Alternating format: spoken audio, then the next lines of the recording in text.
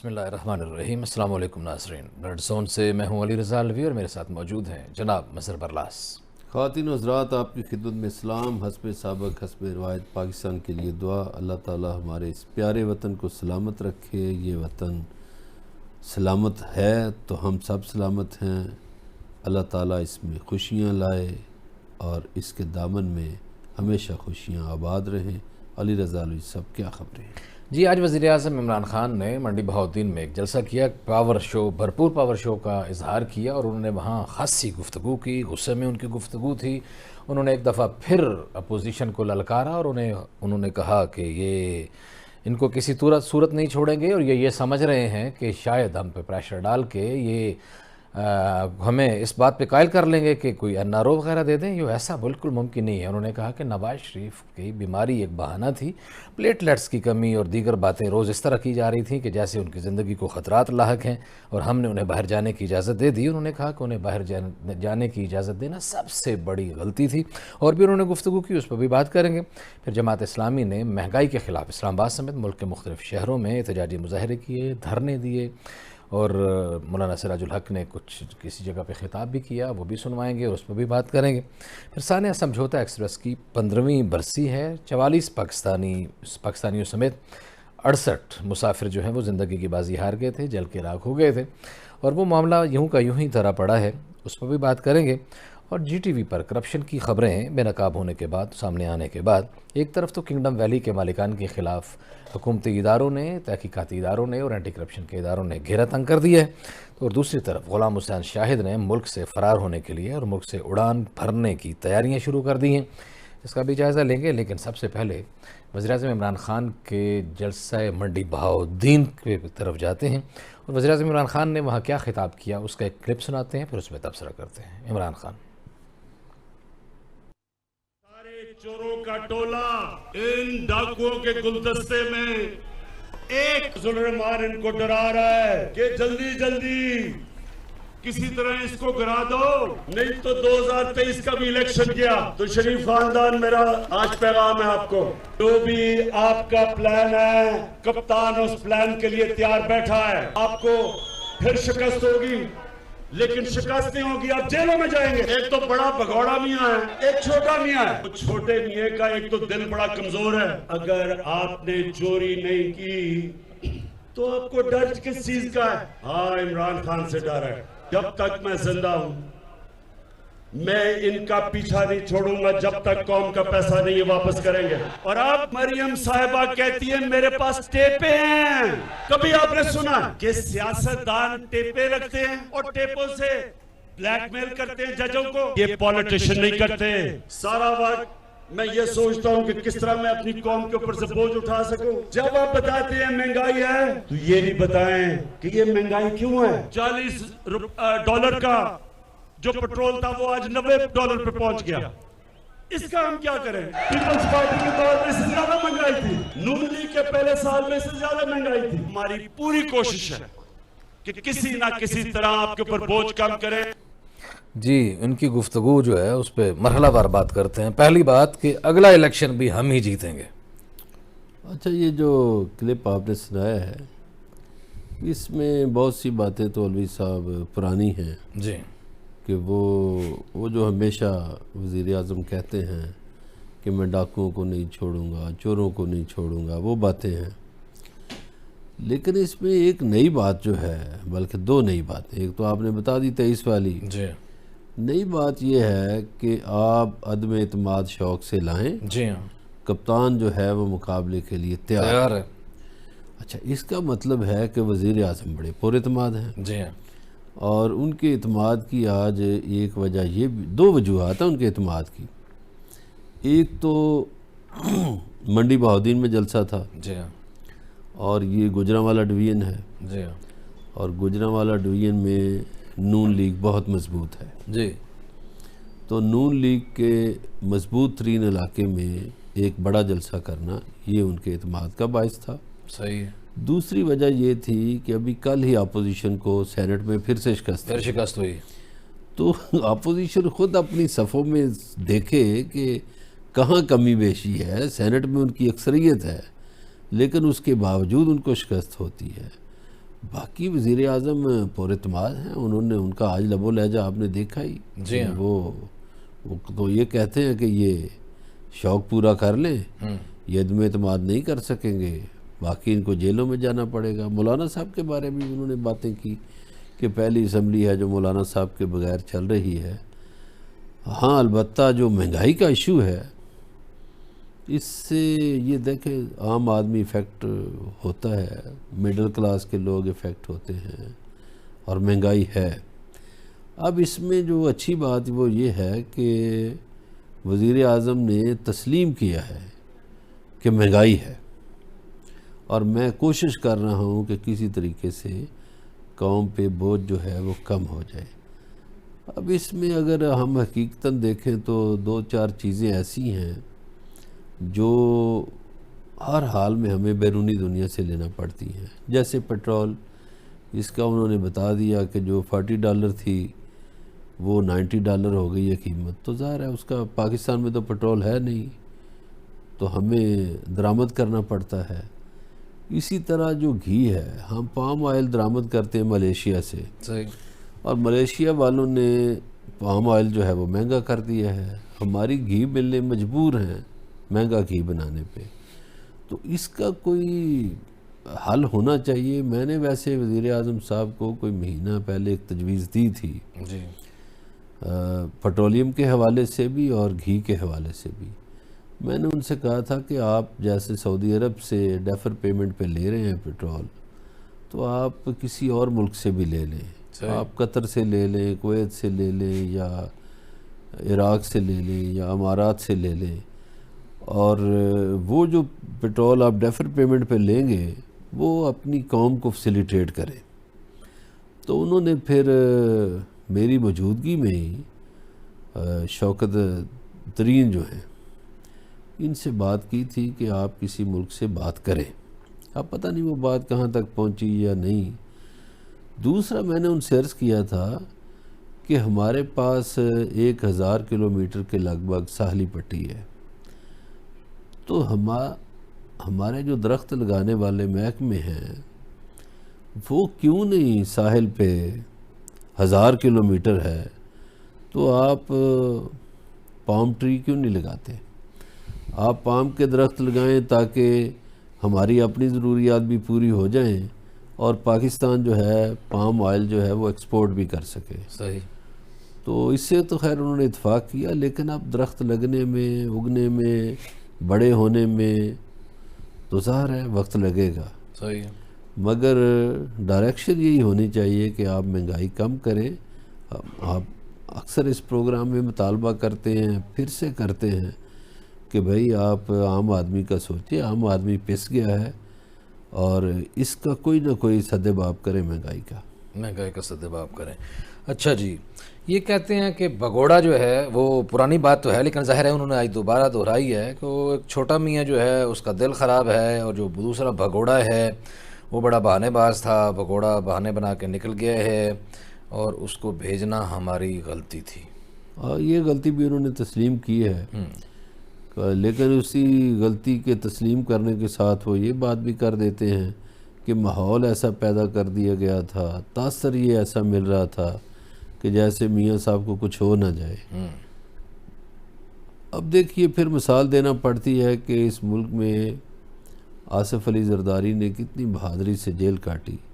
अब मियाँ साहबान के पास वोट तो है, लेकिन मियाँ साहबान का प्रॉब्लम ये है कि मियाँ साहबान जेल नहीं काट सकते, जेल उनको सूट नहीं करती या वो बर्दाश्त नहीं कर सकते जेल। अब देखें ना, ये भी हमारे मुल्क में अजीब रस्म चली कि सज़ा मुअत्तल कर दी गई। कानून और इंसाफ की नज़र में तो तमाम लोग एक हैं और एक होने भी चाहिए। सही। तो क्या किसी आम आदमी को की सज़ा मुअत्तल होती है किसी बीमारी के इशू पे? सही। ये एक रावलपिंडी का केस है, तो वो सुप्रीम कोर्ट में गए तो यही अपील थी कि जनाब जिस तरह सज़ा मियाँ साहब की मुअत्तल हुई है हमारी भी कर दी जाए, बंदा जो है वो मरीज़ है। तो जब उसकी वहाँ निकली तारीख तो जो वकील साहब खड़े हुए तो उन्होंने कहा कि 2 साल लग गए हैं जनाबे वाला। वो बंदा दुख के साथ बताना पड़ता है कि वो मर गया है, वो जेल में ही मर गया। तो ये जो है, ये बातें भी हमें सोचनी चाहिए। हम पाकिस्तान के आम आदमी की बात करते हैं तो हमें इंसाफ के तकाज़ों को भी ये देखना चाहिए कि आम आदमी को भी इंसाफ मिल रहा है। वो भी बीमार था जो रावलपिंडी जेल में मर गया, वो भी किसी माँ का लाडला था, किसी बच्चों का बाप होगा, किसी औरत का खामंद होगा, कुछ औरतों का भाई होगा। सही। तो ये बातें सोचनी चाहिए। अलबत्ता ये सियासतदान ज़ाहिर है, वज़ीर आज़म भी सियासतदान है, वो भी सियासतदान है, अपोजिशन वाले, ये एक दूसरे के ख़िलाफ़ बातें करते हैं। इन बातों में हमें ये सोचना चाहिए अलवी साहब कि लोगों को क्या मिला। 74 सालों में लोगों को सवाए लैतो लाल के दावे और वादे, उनके अलावा लोगों को कुछ नहीं मिला। लोगों की ज़िंदगियों में या पाकिस्तान के बहुत से कमाऊ अदारों में तनज़ली हुई है, और इस तनज़ली का कोई ना कोई तो ज़िम्मेदार है। हमारे सिस्टम में तनज़ली हुई, हमारे एजुकेशन के निज़ाम में तनज़ली हुई, हेल्थ के निज़ाम में तनज़ली हुई। तो ये सारी तनज़लियाँ जो हैं, इनका कोई ना कोई तो ज़िम्मेदार है ना। आपने बताया कि ये वो कोशिश कर रहे हैं, उन्होंने ख़ुद भी बात की, मैं सोच रहा हूँ मुझे बड़ी परेशानी होती है महंगाई को कंट्रोल करने के लिए। तो आपके ख़्याल में क्या फ़ार्मूला है महंगाई को कंट्रोल करने के लिए? अगर हर 15 दिन बाद या महीने बाद 12-13 रुपए लीटर तक अगर पेट्रोल महंगा होगा, पेट्रोलियम मसनूआत महंगी होंगी, हर महीने बिजली भी इसी तरह फ़ी यूनिट बढ़ती महंगी होती रहेगी, तो वो ऐसा कोई फार्मूला क्या है आपके ख़्याल में या वज़ीर आज़म साहब की नज़र में कि उस फार्मूले पे अमल किया जाएगा तो यकदम महंगाई काबू हो जाएगी? नहीं, 2 शोबे हैं जिस पे आपने बात की है, एक पेट्रोलियम सेक्टर, एक बिजली का है। पेट्रोलियम में तो ये है जी कि दुनिया भर में पेट्रोल महंगा है, और वो ममालिक जो पेट्रोल पैदा नहीं करते उनको प्रेशर बढ़ाना चाहिए पेट्रोल पैदा करने वाले मुल्कों पे कि आप अपनी प्रोडक्शन बढ़ाएं, जो प्रोडक्शन आपकी कोविड से पहले थी। अब ये कोविड का नाजायज़ फ़ायदा उठाया पेट्रोल पैदा करने वाले मुल्कों ने कि प्रोडक्शन, आपको पता है कोविड में तो बाज़ार बंद हो गए थे, फैक्ट्रियां बंद हो गई, तो तेल जो पैदा करने वाले मुल्क हैं उनकी प्रोडक्शन में भी कमी आई। उस कमी को अब तो दूर करना चाहिए। और उस वक्त पेट्रोल बहुत सस्ता हो गया था आलमी मंडी में, वो तो बल्कि तो स्टॉक करने की जगह नहीं रही। ये जो अलवी साहब मुल्क है ना, जो ज़्यादा मुल्क पेट्रोल नहीं पैदा करते, तो उन्हें चाहिए कि वो प्रेशर बढ़ाएं आलमी सतह पर और पेट्रोल पैदा करने वाले मुल्कों से कहें कि खुदारा आप मेहरबानी करें, अपनी प्रोडक्शन बढ़ाएं। एक तो ये है। दूसरा ये है कि गवर्नमेंट सब्सिडी दे दे, लेकिन सब्सिडी कितनी देगी? सब्सिडी देंगे पेट्रोल और महंगा हो मना करती है कि नहीं, IMF ना भी मना करे। गुजारिश ये है कि जब पेट्रोलियम कीमतें ही कंट्रोल में नहीं आ रही आलमी सतह पे, तो ये सब्सिडी दे के भी क्या कर लेंगे। दूसरा सेक्टर, आपने बिजली की बात की, पेट्रोलियम पे मेरा ख्याल एक और बात ज़रा हो जाए इसका। जी। शहरी रहमान साहबा ने कहा है कि आसिफ अली जरदारी साहब के दौर इख्तिदार में, पीपल्स पार्टी के दौर इख्तिदार में $120 बैरल तक पेट्रोल गया था, लेकिन पेट्रोल महंगा इतना नहीं किया गया जितना अभी हुआ है। अभी तो वज़ीर आज़म साहब खुद फरमा रहे हैं कि $90 पे गया है, 120 तक नहीं गया। तो यहाँ अभी सूरत हाल जो है कोई 159-60 पे पहुँच चुकी है। तो अभी 90 पे इधर चला गया है। तो अगर उस ज़माने के 120 के हिसाब से चला गया तो फिर तो मेरा ख्याल है, या फिर इस तरह की सूरत हाल तो नहीं है। आपको क्या लगता है, आपके पास इन्फॉर्मेशन होगी, ये $1 के मुताबिक इसका 1 लीटर करना चाह रहे हैं कि डॉलर का जो रेट हो पाकिस्तान में उस हिसाब से मिले पेट्रोल? अब देखिए मोहतरमा शेरी रहमान काबिल एहतराम है, इसकी 2 वजूहात हैं। एक तो हमें चीज़ें इंपोर्ट करना पड़ती हैं डॉलर में। डॉलर इस वक्त महंगा है। जिस दौर की बात शेरी रहमान साहबा कर रही हैं, डॉलर इतना महंगा नहीं था। और चूँकि जब डॉलर में मसलन $1 का ये कप है, तो अगर ये 100 रुपये का डॉलर होगा तो ये कप 100 रुपये का मिलेगा। अब डॉलर 176 रुपये पे है तो ये 176 मिलेगा।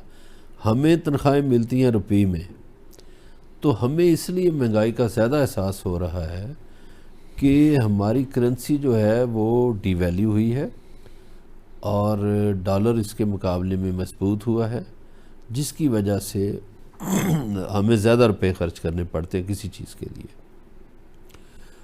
दूसरी जो वजह थी, पीपल्स पार्टी ने बिल्कुल रिलीफ दिया था उस वक़्त, ये था कि ताज़ा जन्म मुशर्रफ की हुकूमत गई थी और जन्म मुशर्रफ की हुकूमत में एक तो डॉलर था 60 रुपये का, आप देखिए ना कितना फ़र्क है, अब 176 का है, उस वक़्त 60 रुपये का था जन्म मुशर्रफ जब गए हैं।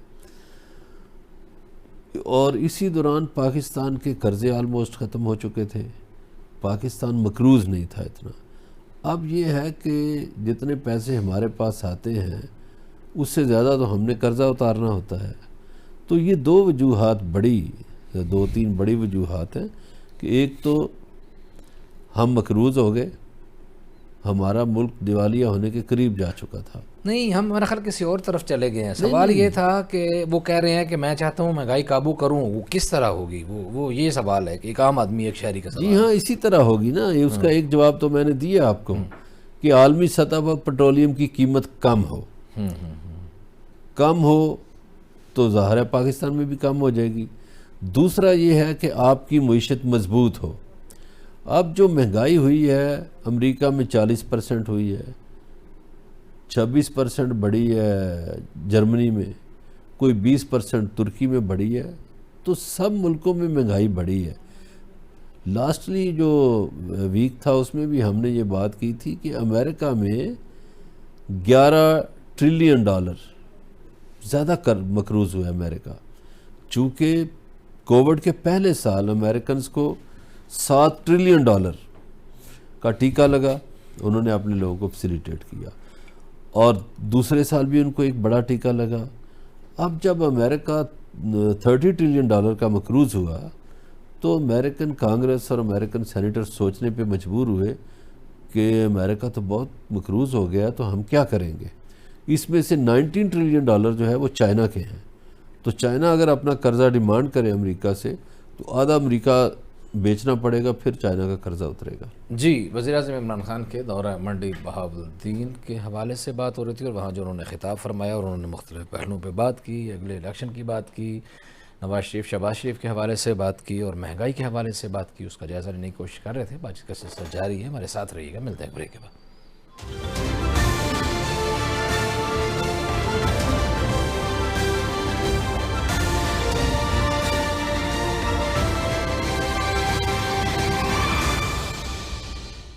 वेलकम बैक नाज़रीन। ब्रेक पे जाने से पहले वज़ीर-ए-आज़म इमरान खान के दौरा मंडी बहाउद्दीन के हवाले से बात हो रही थी, उनके जलसे से खिताब में बात हो रही थी और बात होते होते महंगाई की तरफ चली गई। महंगाई के हवाले से जमात इस्लामी ने मुल्क के मुख्तलिफ शहरों में धरने दिए। इस्लामाबाद में 10 मकामात पर जमात इस्लामी का धरना था, GT रोड भी ब्लॉक किया गया और मुख्तलिफ मकामात पर धरनों के दौरान बातचीत करते हुए, खिताब करते हुए सिराजुल हक ने क्या कहा, पहले आपको वो सुनाते हैं, फिर उस पर तबसरा करते हैं। जनाब सिराजुल हक। अपने मंशूर में, PTI के मंशूर में एक वादा भी पूरा नहीं किया, और आज अगर पाकिस्तान की सियासत में गाली गलौज का कल्चर है तो इसको आम करने वाले भी खुद PTI के अपनी लीडर है। इसलिए PTI की हुकूमत और पाकिस्तान साथ साथ नहीं चल सकते। अब आप जवाब दे कि PTI की हुकूमत रहेगी या पाकिस्तान रहेगा। आज इमरान खान जवाब दे कि कौम के बच्चे, नौजवान लंगर खाने नहीं कारखाने चाहते हैं। आपने कितने कारखाने बनाए? आप जवाब दे, लंगर खाने चाहिए, कारखाने चाहिए, घर चाहिए या मुसाफिर खाने चाहिए? मेरे दोस्तों और मेरे भाइयों, PTI के साथ कोई विजन नहीं है। जी, मज़हर वल्लाह साहब आपकी तरफ पहले आएंगे कि ये कह रहे हैं कि पाकिस्तान और PTI साथ साथ नहीं चल सकते और कौम को लंगर खाने नहीं चाहिए, कारखाने चाहिए, घर चाहिए, आशियाने नहीं चाहिए, मुसाफिर खाने नहीं चाहिए। सही है। अच्छा, ये जो मुसाफिर खाने बनाए थे या लंगर, अपना लंगर खाने जिनको कहा जा रहा है, ये तो उन लोगों के लिए बुलाए थे। आप ख़ुद भी अलवी साहब इसी शहर में रहे, मैं भी रहा, जो लाहौर में कराची में भी लोग जानते हैं, बहुत से हमारे लोग फुटपाथों पे सोते थे, इंसान ही थे ना। तो ये उनके लिए बनाए हैं कि कोई अगर मज़दूर आता है कहीं से मज़दूरी ढूंढने बाहर देहातों से, तो उसके पास रहने की जगह भी नहीं होती, खाने के लिए भी पैसे नहीं होते, तो ये उनके लिए बनाए हैं। बाकी जो कारखाने हैं, मेरा ख्याल है कारखाने, ये जो स्पेशल जोन बन रहे हैं, इकनॉमिक जोन, इसमें कारखाने लगेंगे। कारखाने एक दिन में तो नहीं लग जाते। पावर लूम्स तो लगी हैं, फैसलाबाद में बड़ी हैं, 30 साल के बाद पावर लूम्स का काम चला है। सही है जी, बिल्कुल सही है। इसी महंगाई के हवाले से हमने बातचीत के लिए टेलीफोन लाइन पर रब्ता किया है लंदन से सीनियर सहाफ़ी जनाब अफजल चौधरी साहब से। अफजल चौधरी साहब, हम आपको अपने प्रोग्राम में खुशामदीद कहते हैं। जी बहुत शुक्रिया। चौधरी साहब, एक महंगाई का तूफ़ान है पाकिस्तान में, और ये अमूमी तासुर ये है कि पाकिस्तान में एक आम आदमी का जीना मुश्किल हो गया है। लेकिन हुकूमती नैरेटिव ये है कि ये महंगाई सिर्फ यहाँ नहीं है, पूरी दुनिया में है। तो आप ज़रा लंदन का हवाला दीजिए, वहाँ क्या सूरत हाल है महंगाई की? देखें अलवी साहब, महंगाई जो है बुनियादी तौर पे पूरे ग्लोब के अंदर ये एक क्राइसिस है, लेकिन पाकिस्तानी अवाम इसको समझ इसलिए नहीं पाती कि पाकिस्तान में बहुत सारी अवाम हद हरामी को एक अपना कौमी फरीजा पता नहीं ये लोग समझते हैं। जिस कंट्री के अंदर औरत का काम करना एक ताना समझा जाएगा, जिस कंट्री के अंदर 30% आपके लोग अपनी क्वालिफिकेशन, अपना जॉब टाइटल ये बताएंगे कि मेरा भाई दुबई में होता है, मेरा अबू यूरोप में होता है, उस कंट्री के अंदर सारे लोग महंगाई का ही रोना रोएंगे ना। मैं मदर ऑफ डेमोक्रेसी में रहता हूँ, बरतानिया लंदन में रहता हूँ। मुझे याद है कि आज से 2 साल पहले जो वहां पे पेट्रोल की प्राइस थी वो 1 पाउंड थी। 6 साल पहले वहां पे 0.54 पेनीज का पेट्रोल 1 लीटर था। आज वहां पे पेट्रोल जो है वो 1.5 पाउंड का लीटर है, 1.5 पाउंड का। यानी आप इसकी रेशियो अगर निकालें तो पिछले 2 साल के अंदर महंगाई जो वहां पे है वो 33% की रेशियो के साथ बढ़ी है। चौधरी साहब, वहाँ भी एक बात सुने, वहाँ भी हर 15 दिनों के बाद इसी तरह पेट्रोल महंगा होता है या कभी कभार होता है? ये क्या चक्कर है? एक और चौधरी साहब एक बात सुने, हम तो यहाँ पाकिस्तान में हैं, तो आप वहाँ का लफ्ज़ जो है वो इस्तेमाल ना करें। आप तो जो लंदन की मिसाल देते हैं तो आप यहाँ का लफ्ज़ इस्तेमाल करें, हमारे जो नाजरीन है वो कंफ्यूज ना हो जाएं। बरनासा बुनियादी तौर पे बात मैं ये कर रहा हूँ कि जो पूरी दुनिया के अंदर बरतानिया जैसे जो कंट्रीज हैं, जहाँ इन्फ्लेशन नाम की कोई चीज नहीं है, जो स्टेबल कंट्रीज हैं, अगर वहां पे भी इन्फ्लेशन को इस 2 सालों में कंट्रोल नहीं किया जा सका, तो पाकिस्तान के अंदर आप कैसे इन्फ्लेशन महंगाई का रोना रो रहे हैं? जो इसकी रूट काज है कि यहाँ पे क्यों महंगाई का रोना लोग रोते हैं कि सारे लोग काम नहीं करते। चौधरी साहब, मेरी बात सुने, सारी कौम को काम चोर मत कहें। आप मुझे ये बताएं, वहाँ क्या पोजीशन है, लोगों की फीकस उजरत कितनी है, एक माहाना मजदूर की उजरत कितनी है? देखें, वहाँ अगर माहाना मजदूर की जो उजरत है वो 2000 पाउंड के लगभग है। पाकिस्तान में कितनी है? जी, पाकिस्तान में कितनी है? देखिए, पाकिस्तान को इस तरह से तो मैं मुआवजा नहीं कर रहा। नहीं, अगर पाकिस्तानी कौम को आप काम चोर कहेंगे तो फिर हमें तो अच्छा नहीं लगेगा ना। अच्छा, ये वो 200 साल हमसे वो आगे हैं वो लोग। मैं मुआवजा इस लिहाज से नहीं कर रहा, सिर्फ मैं ये बात कर रहा हूँ कि अगर महंगाई बरतानिया जैसी कंट्रीज भी कंट्रोल नहीं कर पाए तो आप पाकिस्तान में 24 घंटे महंगाई का रोना रो रहे हैं।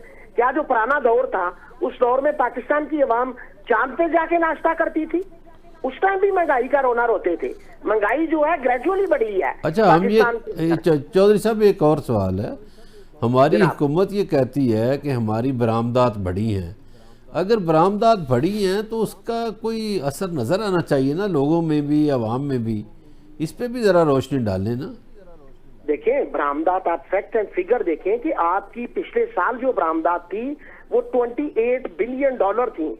इस साल आपकी बरामदात जो है वो $38 बिलियन तक गई है। आपका जीडीपी जो था वो पिछले साल 1.5 यानी 1.5% बढ़ा था। इस साल आपका जो जीडीपी है वो 4% बढ़ा है। फैक्ट एंड फिगर से आप बात करें ना, बरामदात गवर्नमेंट के कहने की बात आप छोड़ दें, आप चेक करें क्या वो बढ़ी है या नहीं बढ़ी। आपका 38 बिलियन डॉलर की आपकी बरामदात इस साल गई है, जो कि लास्ट ईयर में 28 बिलियन डॉलर की थी। मैं तो फैक्ट एंड फिगर की बात अच्छा, कर रहा हूं। बरामदात बढ़े तो पाकिस्तान में मुल्क में ज़र मुबादला आता है, डॉलर आता है। जी बिल्कुल आता है तो फिर उसको कहीं ठहरना चाहिए या ऊपर ही उड़ना चाहिए। देखें, डॉलर के ठहरने की या पाकिस्तानी करेंसी की डीवैल्यूएशन होने की दो वजूहात होती हैं कि आपके रिजर्व कितने हैं। सारे के सारे डेवलपिंग कंट्रीज का ये अलमिया है, आपके रिजर्व भी वहां पे IMF के पास, वर्ल्ड बैंक के पास होने चाहिए, जिससे आपकी करेंसी जो है वो स्टेबल रहती है। अपने रिजर्व आप देखें, रिजर्व से एक्सपोर्ट दोनों जब आपके बैलेंस चलेंगे, फिर आपकी करेंसी जो है वो भी बैलेंस रहेगी। अच्छा, तो अब हम इस बात से मुतमईन हो जाएं कि दुनिया में महंगाई है तो हमारे यहाँ भी महंगाई है। जी, मैं मुतमईन होने को तो नहीं मैं कह रहा, लेकिन कम से कम हम लोगों को इस बात को कंसीडर करना चाहिए कि दुनिया पूरी के अंदर एक ग्लोबली एक क्राइसिस आए, कोविड की वजह से क्राइसिस आए, तो पूरी दुनिया उसको फेस कर रही है, ना सिर्फ हमारा कंट्री बल्कि पूरी दुनिया। मैं ये समझता हूँ, मैंने मोर देन 80 कंट्रीज मैंने विजिट किए हैं। पूरी दुनिया में अगर इन्फ्लेशन किसी कंट्री में कंट्रोल था तो वो सऊदी अरेबिया था। सऊदी अरेबिया में 25 साल पहले जो मुर्गी थी, मुर्गी, अब बेसिक हम बात करते हैं, मुर्गी 8 रियाल की थी। 25 साल वहां 8 रियाल की रही, लेकिन पिछले 2 साल में 10 रियाल की मुर्गी वहां पे हो गई है। मुर्गी का रेट वो वेट के हिसाब से रेट नहीं है, बल्कि एक पीस का रेट होता है। बरतानिया में हम लोग मटन हम लोग 7 पाउंड का 1 किलो लेते थे, वो 12 पाउंड का हो गया है।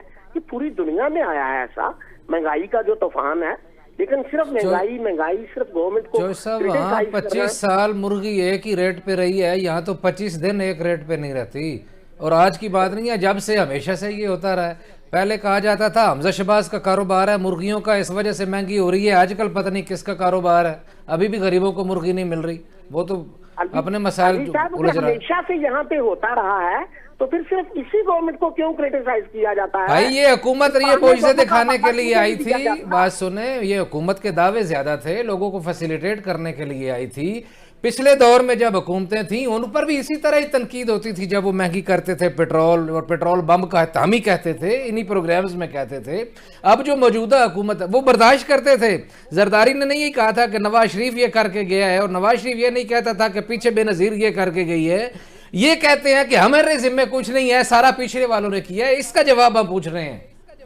बुनियादी तौर पे जो पीपल्स पार्टी थी या मुस्लिम लीग नवाज थी, वो एक MOU जो उन्होंने किया था, जो उन्होंने मिसाके जमहूरियत किया, उसमें वो लाजमो मंजूम हो गए थे एक दूसरे की तारीफ करने के लिए। तो अब ये गवर्नमेंट तो आई इसी बुनियाद पे है कि पुरानी जो गवर्नमेंट है उनको ये एहतसाब के कटहरे में खड़ा करेगी। तो जो गवर्नमेंट का अपना इस वक्त जो मौकफ है, और जिस मौकफ के ऊपर ये गवर्नमेंट मैंडेट लेके आई, जाहिर बात है वो अपने मौकफ से पीछे तो नहीं हटेगी। चलें जी, आपका बहुत शुक्रिया, आपने हमारे लिए वक्त निकाला। नाजरीन, ये जनाब अफजल चौधरी साहब थे जो वो गुफ्तगू कर रहे थे, आपने गुफ्तगू सुनी है कि एहतिसाब के कटहरे में अब पता नहीं पिछले खड़े हैं, यानी पिछले तो मौजे मार रहे हैं, मुल्क से बाहर घूम रहे हैं, जेलों से बाहर घूम रहे हैं। एहतिसाब के कटहरे में तो लगता है कि ये पाकिस्तानी कौम ही खड़ी है। बातचीत का सिलसिला जारी है, हमारे साथ रहिएगा, मिलते हैं ब्रेक के बाद।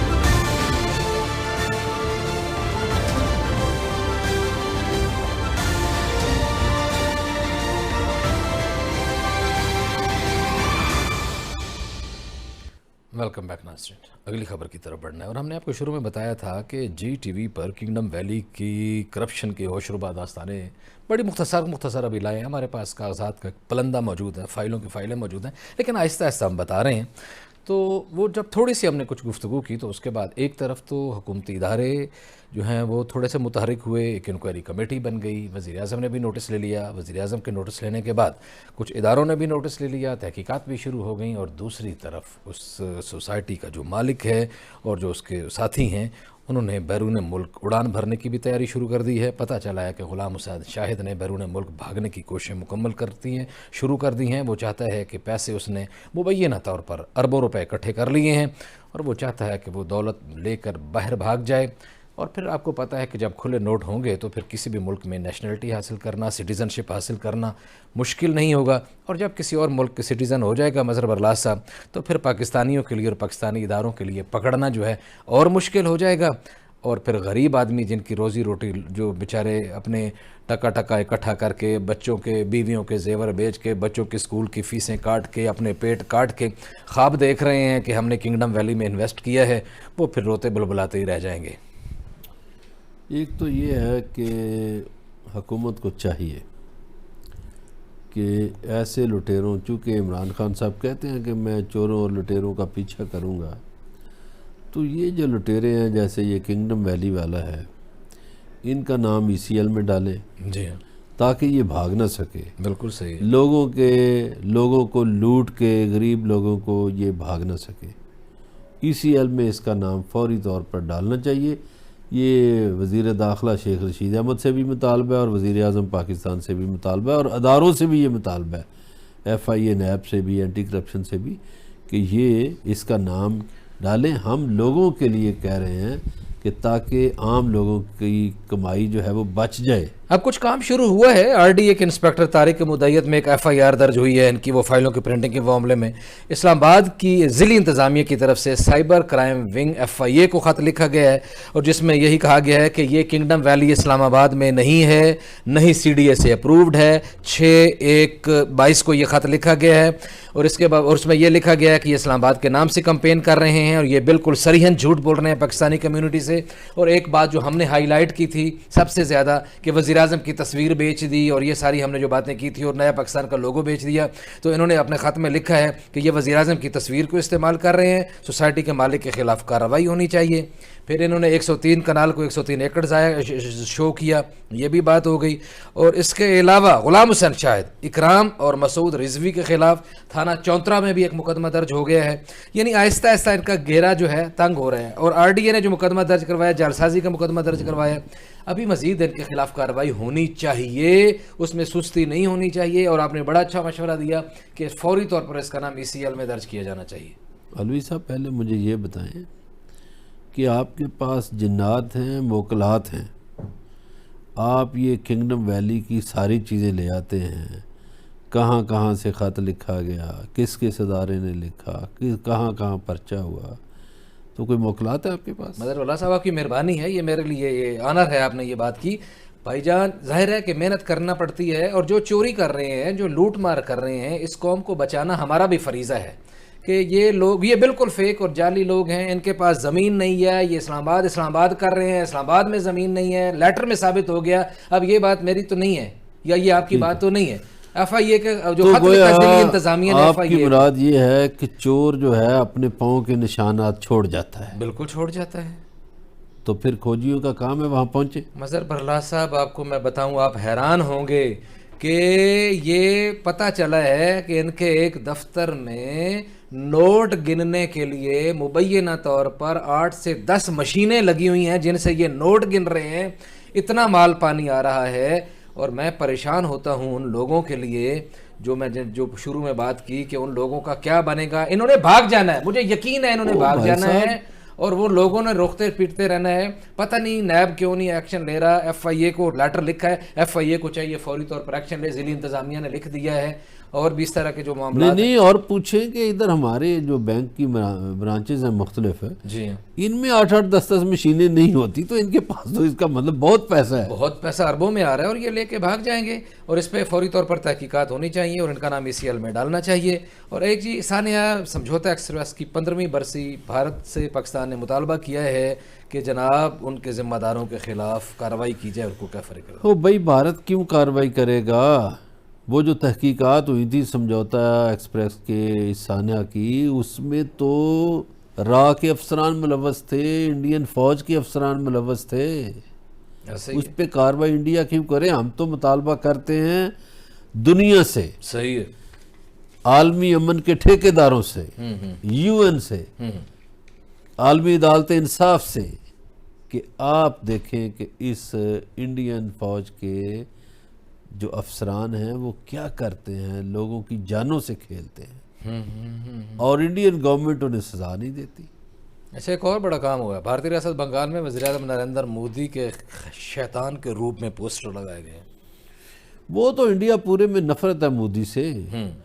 मोदी जो, अच्छा एक और बात मुझे पता चली, आज मेरे एक दोस्त ने एक बात बताई जी। उन्होंने कहा ये जो दलित है ना, उनको पता ये ब्राह्मण क्या कहते हैं कि आपका काम है सिर्फ हिंदुओं की जो 2 आला जातें हैं उनकी खिदमत करना, बस और कोई काम नहीं है। इनकी खिदमत करोगे तो अगला जन्म आपका संवर जाएगा। लेकिन मसर प्रहलाद साहब, जितनी खिफत का सामना करना पड़ रहा है इनको, ये देखें ना, ये क्या किस तरह का नज़रिया है और लोगों को दबाने का, इंसानियत के बुनियादी तौर पर इंसानियत के खिलाफ है। लेकिन ये जो कर रहे हैं इनको शर्म हया कोई नहीं है कि किस सदी में रह रहे हैं, किस दौर में रह रहे हैं। अच्छा एक बात और है अलवी साहब, अब जाके इंडिया में लोग कहते हैं कि कायद आज़म मोहम्मद अली जिन्ना दुरुस्त फरमाते थे। उनका सच जो है वो आज इंडिया में बोल रहा है, साबित हो गया है कि कायद आज़म के मुतालबा दुरुस्त थे। कायद आज़म का उस वक़्त जो कहना था वो बिल्कुल दुरुस्त था कि, और वो जो मुसलमान हैं उनको भी कायद आज़म कहते थे कि आप यहाँ जितने वर्ष मर्जी रहें, सही, आपको ये कभी भी हिंदुस्तानी तस्लीम नहीं करेंगे। अच्छा ये भी पता चला कि पाकिस्तानी दफ्तर ख़ारजा ने भारतीय नाज़िम उल उमूर को भी तलब किया है दफ्तर ख़ारजा, और उसे कहा गया है कि भारत की जो बेहिसी है ये बड़ी अफसोसनाक है। और पाकिस्तान ने अपने तहफ़्फ़ुज़ात से आगाह किया, जो लोग मारे गए थे, आपको पता है कि हमारे 44 पाकिस्तानी इसमें मारे गए थे और ओवरऑल 68 लोगों की जाने गई थी, जो हमने समझौता एक्सप्रेस से जहाँ से बात बिल्कुल सही है जी। 68 मासूम शहरियों की जाने गई हैं, वो किसी के सर तो है ना। ऐसे ही है। तो हम तो यही मुतालबा करते हैं कि जो जिम्मेदार है उनको सज़ा मिलनी चाहिए। जी हाँ, आलमी बिरादरी को भी चाहिए कि भारत से इस बात का मुतालबा करे कि जो जिम्मेदार हैं उनको सज़ाएं देने के लिए लैतो लाल से काम न ले। इतने बरस गुजर गए हैं, इतना अरसा गुजर गया है, 15 साल हो गए हैं, तो अगर अभी तक भी कोई सज़ाएं नहीं दी गई और आपने कुछ नहीं किया तो फिर आपकी इंसानियत कहाँ है और आपका रोशन चेहरा, नाम नेहाद भारत का, वो कहाँ है। हाँ, जितने आपसे मुलाकात होगी कल, अपना ख्याल रखिएगा। अल्लाह नगहबान।